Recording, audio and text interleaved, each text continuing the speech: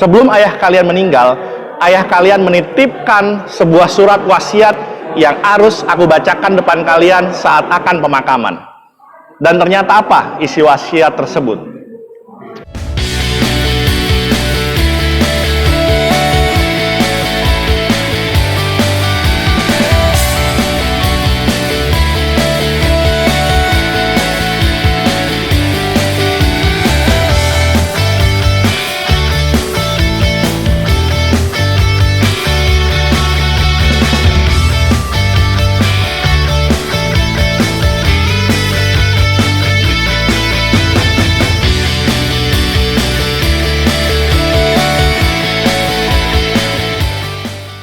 Salam harmoni, sahabat harmoni, masih bersama saya di Iconic Cafe.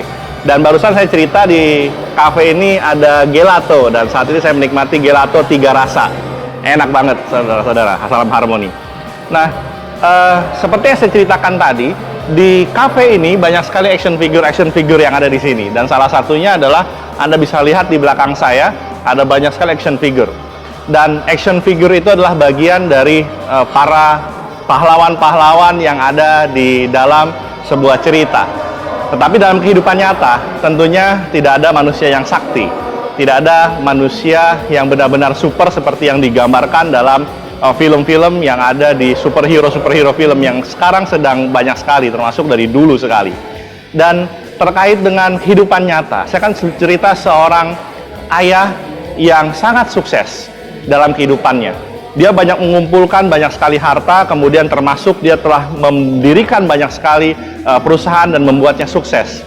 Kemudian pada saat di hampir akhir hayatnya, kemudian dia mengumpulkan seluruh anak-anaknya untuk berkumpul ketika dia sedang sakit di pembaringan. Lantas kemudian sang bapak tersebut berpesan kepada seluruh anaknya.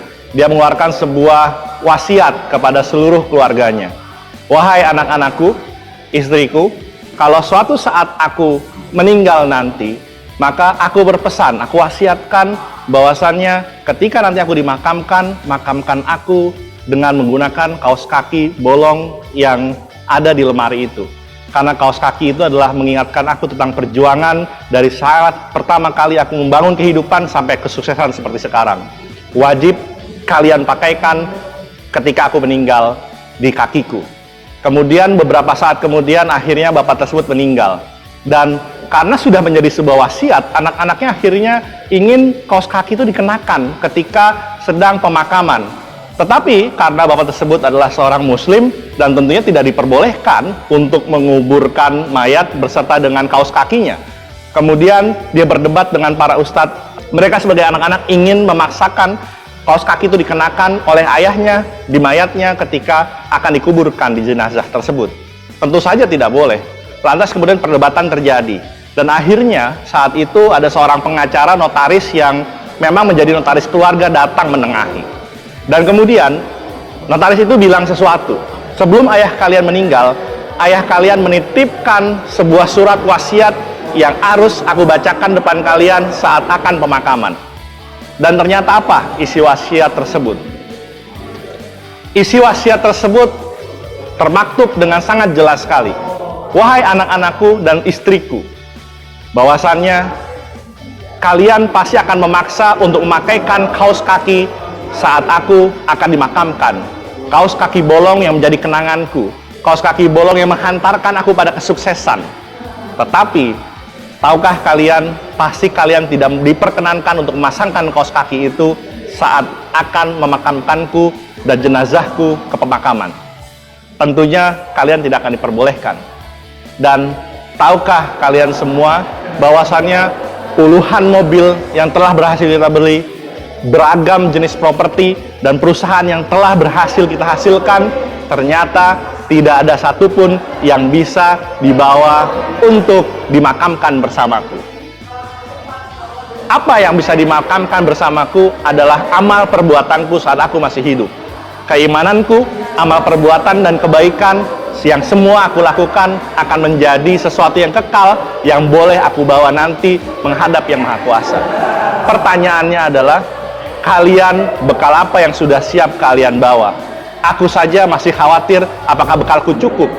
Yang jelas, bekal keimanan, bekal kebaikan yang selama ini kita hidup, kita jaga, itu akan kita bawa menghadap Yang Maha Kuasa. Maka, mulai sekarang, jangan jadikan harta sebagai tujuan utama dalam hidupmu, tapi bagian dari sarana untuk mencapai keimanan dan kebaikan untuk menghadap Yang Maha Kuasa. Sebaik-baiknya, bekal untuk menghadap Yang Maha Kuasa adalah ketakwaan dan keimanan. Lantas, kalau besok hari kita mati, sahabat Harmoni, apa yang akan kita bawa untuk menghadap Yang Maha Kuasa? Kalau besok kita mati, wahai sahabat Harmoni, bekal apa yang sudah kita siapkan untuk menghadap Yang Maha Kuasa? Semoga bekal iman, bekal kebaikan yang cukup untuk bisa menjadikan kita menghuni tempat yang paling mulia di sisi Yang Maha Kuasa. Salam harmoni, hidup sekali, hiduplah penuh arti.